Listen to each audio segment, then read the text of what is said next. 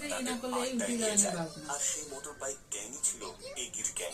Eggy সেই ছেলে ছিল যে প্রতিনিয়ত বিনাকে উত্ত্যক্ত করত। একদিন এগি স্কুলের বাইরে তার গার্লফ্রেন্ড ঢোকার জন্য অপেক্ষা করছিল। এই সময় সে ভিনাকে দেখে একটা আইসক্রিম দেয়, যেটা ভিনা নিয়ে নিয়েছিল। লিন্ডা ভিনাকে বলেছিল আইসক্রিম নেওয়াটা ঠিক হয়নি, কেননা এগি মনে করবে ভিনা হয়তো তাকে পছন্দ করে। সে দিয়েছে, আমি রেখেছি। একটি পছন্দের কথা আসে কোথা থেকে? এই বিষয়টা এগির গার্লফ্রেন্ড টিকা দেখে নিয়েছিল, আর তাই সে রেগে পরদিন ভিনাকে গুলি করেছিল। একদিন লিন্ডা ও ভিনা যখন কফি শপে গিয়েছিল, তখন এগির দল সেখানে বসেছিল। এগি ভিনাকে জোর করে তার সাথে নিয়ে যেতে চাচ্ছিল। এ সময় লিন্ডা তাদের জামায় থাকা ব্যাজ লক্ষ্য করে, যেটা দেখে সে বুঝে গিয়েছিল এই ব্যাজ তার বন্ধু তৈরি করেছে। ভিনা এগিকে পছন্দ করতো না, তাই সে রেগে কিছু না বলে সেখান থেকে চলে গিয়েছিল।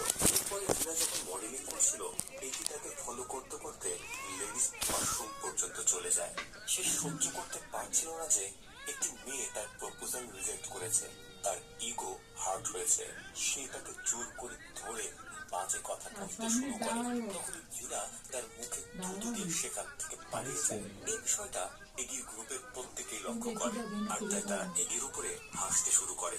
এই সকল কিছুর কারণে ভিনা লিন্ডাকে জিজ্ঞাসা করেছিল যে কেউ কি তাকে বুলি করে কিনা। প্রতিশোধ নেয়ার জন্য এগি ভিনা ও এগির উপরে আক্রমণ করে। এরপরে ভিনাকে তাদের আস্তানায় নিয়ে যাওয়ার পরে এমন মারাত্মক আহত অবস্থায় ততক্ষণ পর্যন্ত তাকে ধর্ষণ করে যতক্ষণ না পর্যন্ত ভিনা মারা যায়। এগি এমন অবস্থা দেখে তাকে সাহায্য করতে চাচ্ছিল, তখন সেই শয়তানগুলো তাকে মারাত্মক ভাবে আঘাত করে আর তার চোখ উপড়ে নেয়। এতেও যেন ওই শয়তানগুলোর মনে শান্তি পাচ্ছিল না।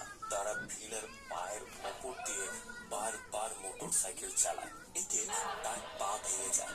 এরপরে এগিকে পাথর দিয়ে বারবার পিষে তাকে মেরে ফেলে। এরপর তাদের দুজনের লাশ তাদেরকে যেখানে পাওয়া গিয়েছিল সেই জায়গায় নিয়ে ফেলে রাখে, যেন মনে হয় এটা একটা অ্যাক্সিডেন্ট। এমন নির্মম ঘটনার কথা শুনে প্রত্যেকের চোখ কপাল উঠে যায়।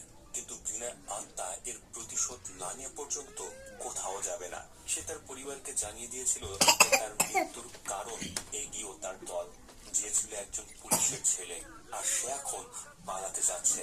ভিনার দাদি ভিনার আত্মাকে লিন্ডার শরীর ছেড়ে দিতে বলে, কেননা লিন্ডার শরীর অস্বাভাবিকভাবে ঠান্ডা হয়ে গেছে।